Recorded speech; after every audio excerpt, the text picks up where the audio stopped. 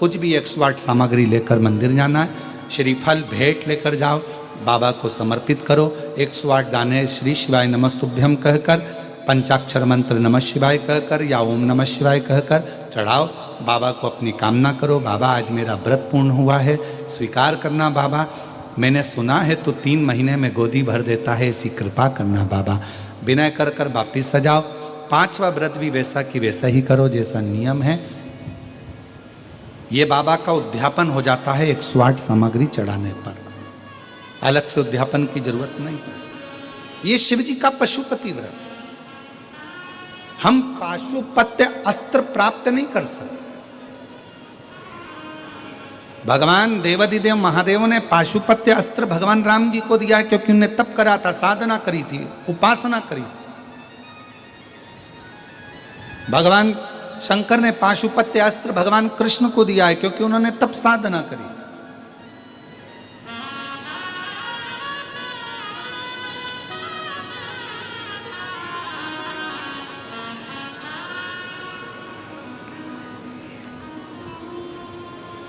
आप उससे निवेदन विनय कर, और तेरे डमरू की धुन सुन के मैं काशी नगरी आई हूँ।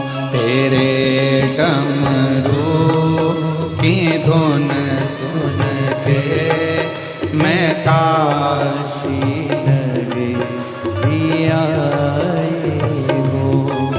तेरे डमरू की धुन सुन के मैं काशी नगरी आई हूँ। तेरे डमरू, सब बोलो, सुन के मैं काशी नगरी आई हूँ। मैं काशी नगरी आई हूँ। मैं काशी नगरी आई हूँ। मैं काशी नगरी आई हूँ। मैं काशी नगरी आई हूँ।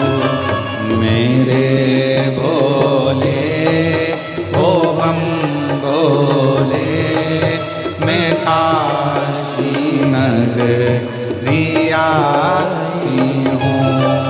मेरे भोले ओ बम भोले, मैं काशी नगरी आई हूँ। सुना है हमने ओ भोले, तेरी काशी में गंगा है। सुना है हमने ओ भोले, तेरी काशी में गंगा है। सुना है हमने ओ भोले, तेरी काशी में गंगा है। सुना हमने ओ भोले, तेरी काशी में गंगा है। उसी गंगा को नहाने को मैं काशी नगरी आई हूँ। उसी गंगा में नहाने को मैं काशी नगरी आई हूँ। मेरे भोले ओ बम भोले, मैं काशी नगरी आई हूँ।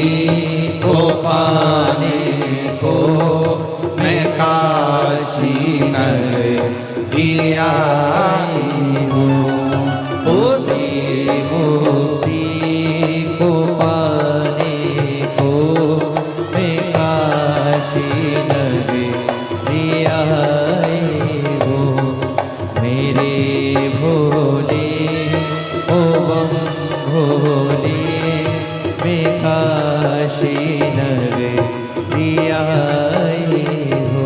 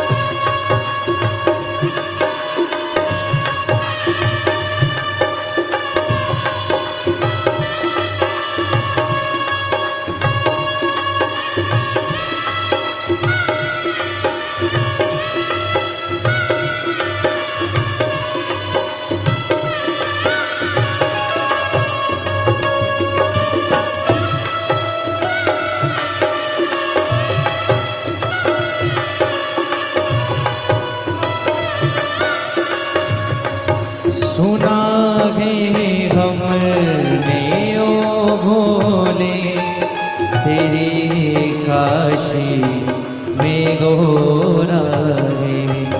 सुना है हमने ओ भोले तेरी काशी में गोरा है। सुना है हमने ओ भोले तेरी काशी में गोरा है। उसी गोरा को पाने को मैं काशी नगरी आई हूँ। उसी गोरा को पाने को मैं काशी नगरी आई हूँ। मेरे भोले ओ बम भोले मैं काशी नगरी आई हूँ। मेरे भोले ओ बम भोले मैं काशी नगरी आई हूँ। मैं काशी नगरी आई हूँ। मैं काशी नगरी आई हूँ। मैं काशी नगरी आई हूँ।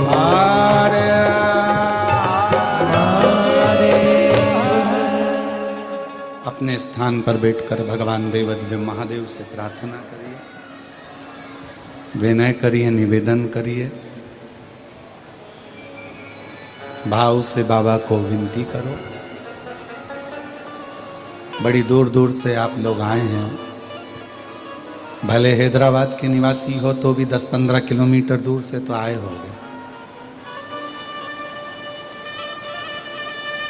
शिव जी से प्रार्थना करो, विनय करो, निवेदन करो, विनती करिए, बाबा को अपने मन का भाव कहिए। जहाँ जगह मिले, आज कथा का विराम दिवस है, शिव जी को अपने मन का भाव अवश्य करिए। ये कथा आज विराम होगी। 1 तारीख से 7 तारीख तक जो हमारी गादी की कथा है अग्रवाल महिला मंडल की, वो सीहोर रहेगी, पर उसमें कोई आए नहीं, अपने अपने घर पर ही रहें। और वो कथा लाइव प्रसारण भी नहीं होती है क्योंकि गादी की होती है। और 9 तारीख से 15 तारीख तक भीलवाड़ा राजस्थान में पितृपक्ष के शुभ अवसर पर 7 दिवसीय शिव महापुराण की कथा राजस्थान की पवित्र धरा पर राजस्थान वालों के भाग्य खुले, जो श्राद्ध पक्ष में कथा सुनने को मिलेगी। पीछे के जो 5 दिन रहेंगे श्राद्ध पक्ष के 15 तारीख के बाद वाले, 17 तारीख से 21 तारीख तक 5 दिवसीय कथा ऑनलाइन शिव महापुराण की होगी। भाव से स्थान की सूचना आपको मिलेगी कि वो ऑनलाइन कथा कहाँ से होगी, वो सोशल मीडिया पे प्राप्त हो जाएगी। सब प्रेम से बाबा को अपने मन का भाव आज कथा के विराम दिवस में अच्छे से बाहु से कहें, साथ में बोलें।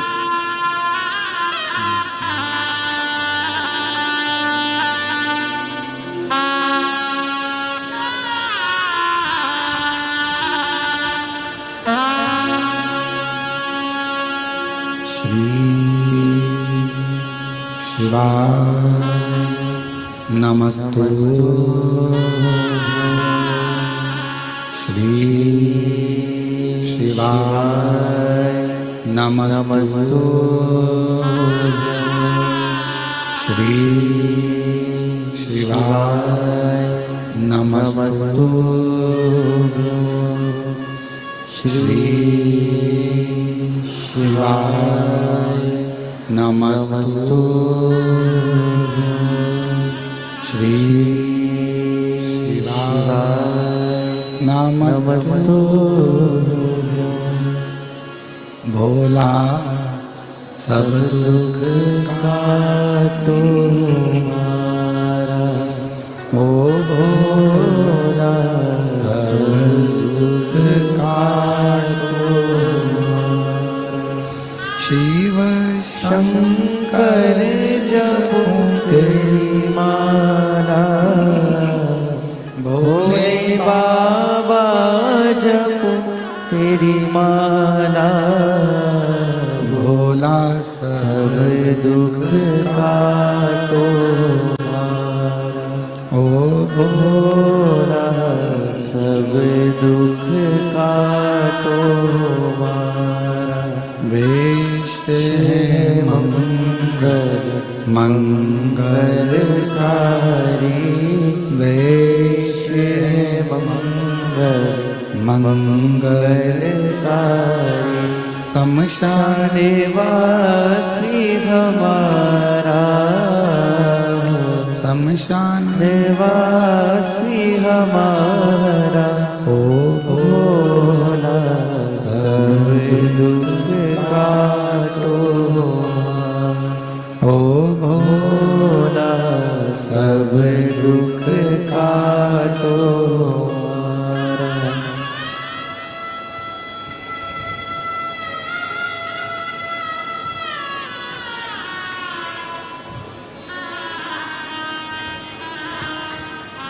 बाबा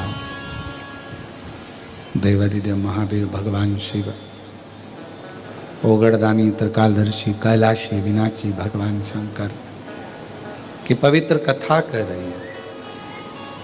शिव महापुराण की कथा कहती है कि शिव जी ने कलिकाल में दुख को मिटाने के लिए, संपूर्ण विश्व कल्याण के लिए 2 चीजें दी। एक दिया है रुद्राक्ष और दूसरा दिया है पशुपति व्रत।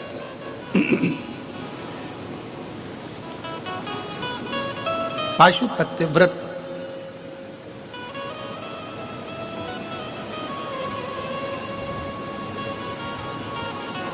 एक ऐसा व्रत जो मनुष्य के जीवन के सारे दुखों को मिटा सकता है।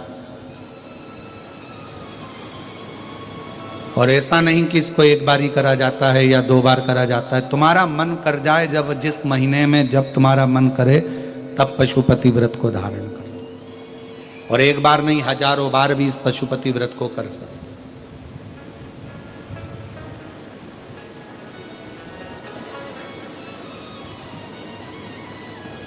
तो तारकासुर के जो 3 पुत्र हैं, तारकाक्ष, विदुमाली, कमलाक्ष की, इन तीनों ने भगवान शिव से जब संहार हुआ, इन तीनों के प्राण गए, तो इन तीनों ने एक ही वर मांगा कि हमारे जब प्राण जा रहे हैं तो हमारे इस पशुपति व्रत नाम से आप विख्यात हो, पशुपति नाथ नाम से विख्यात।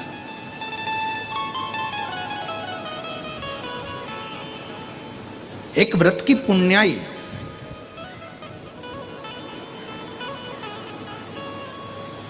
पशुपति व्रत एक ऐसा व्रत है जैसे पाशुपत्य अस्त्र का वर्णन शिव महापुराण में आता है। आप सबने कथा सुनी होगी कि एक बार भगवान शंकर का और भगवान राम जी का भी युद्ध हुआ।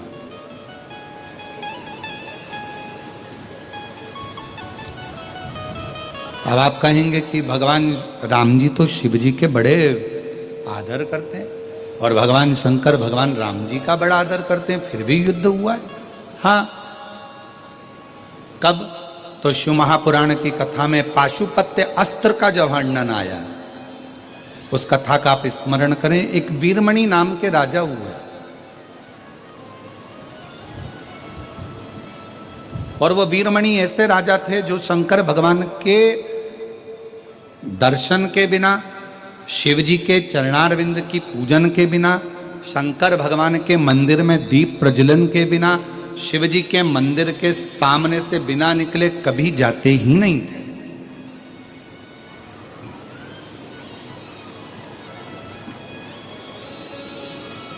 एक नियम आप भी बनाओ,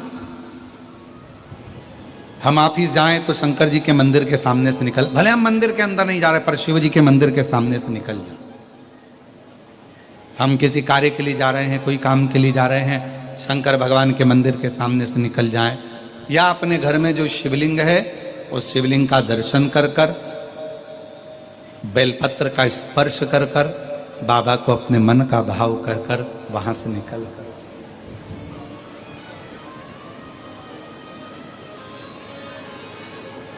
शिव नाम को लेते। एक वीरमणि नाम के राजा हुए। वो राजा भगवान शंकर के परम उपासक हुए, परम उपासक। वीरमणि शिव जी की भक्ति में, अविरल भक्ति में डूबा ही रहता है। राजा वीरमणि भगवान शंकर की अविरल भक्ति में हमेशा रहते, शिव नाम को जपते, प्रदोष का व्रत करते, भगवान शंकर का भजन करते, प्रत्येक मासिक शिवरात्रि पर दीप प्रज्वलन करते, भगवान शंकर की आराधना करते, प्रतिदिन पार्थिव का पूजन करना, पर प्रतिदिन भगवान शिव की आराधना करना और पंचाक्षर मंत्र में डूबे रहते, नमः शिवाय नमः शिवाय नमः शिवाय जपते रहते।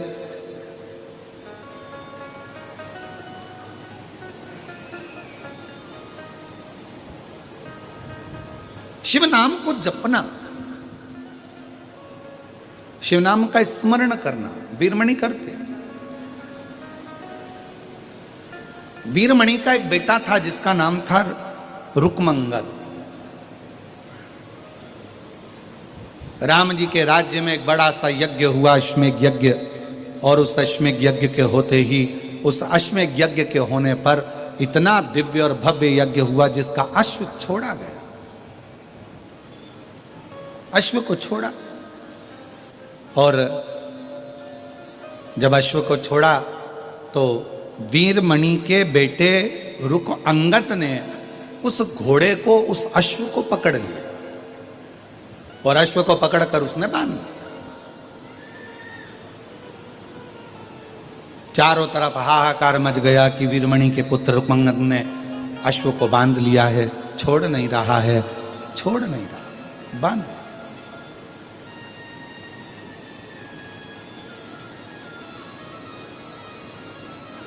सूचना पहुंची अवध से, अयोध्या से, कि महाराज वीरमणि जी, आप अपने बेटे को समझाओ और ये अश्वमेध यज्ञ का अश्व छोड़ दो। पर छूटता नहीं। रुक्मंगद मानने को तैयार नहीं थे कि मैं इस अश्व को छोड़ूं, इस घोड़े को छोड़ूं, वो मानने को तैयार। आखिरी में अवध में निर्णय लिया गया कि भरत जी के पुत्र पुष्कल को भेजा जाए और शत्रुघ्न जी को भेजा जाए उस घोड़े को छुड़ाने के लिए, अश्व को छुड़ाने के लिए। अब अश्व को छुड़ाने के लिए जब भरत जी महाराज के पुत्र पुष्कल को भेजा गया और साथ में शत्रुघ्न जी को भेजा गया, काका भतीजे दोनों आए, अश्व बंधा हुआ था, उसको छुड़ाने लगे। रुक्मंगद के साथ में युद्ध हो गया पुष्कल का। वीरमणि ने भी युद्ध लड़ना प्रारंभ करा और युद्ध लड़ते लड़ते आखिरी में यह हुआ कि पुष्कल के, भरत जी के पुत्र पुष्कल के प्राण कुछ देर के लिए छूट गए। शत्रुघ्न जी बंदी बन गए।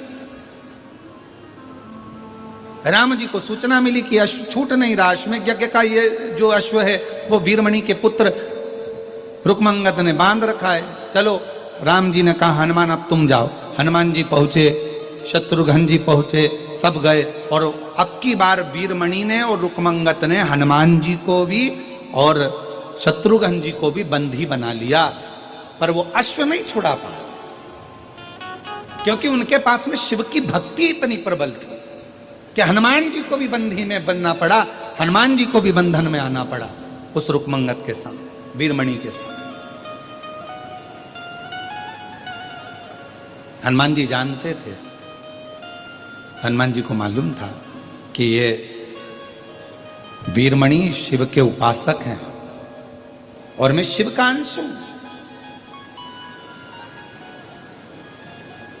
शंकर सुमन नंदन तेज प्रताप महाशक्ति विद्यावान नियति चातुर राम काज करिबे। ये मालूम था, ये उनको ज्ञात था। अब देखा कि ये तो हनुमान जी ने देखा कि ये शिव के भक्त हैं और शंकर के फिर निवेदन करूं शिव महापुराण कथा के माध्यम से, यदि आप एक लोटा जल शिव जी को चढ़ा रहे हो, श्री शिवाय नमस्तुभ्यम का जप कर रहे हो, आपके घर के दरवाजे पर श्री शिवाय नमस्तुभ्यम लिखा है, आपकी गाड़ी पर श्री शिवाय नमस्तुभ्यम लिखा है, तो ये मान कर चलना कि आपके अंदर एक अलग से ऊर्जा आपके चेहरे पर रहेगी और आपका दुश्मन कोई भी हो, आपको सताने वाला कोई भी हो, आपको कष्ट देने वाला कोई भी हो, वो आपसे दूर जरूर हटेगा।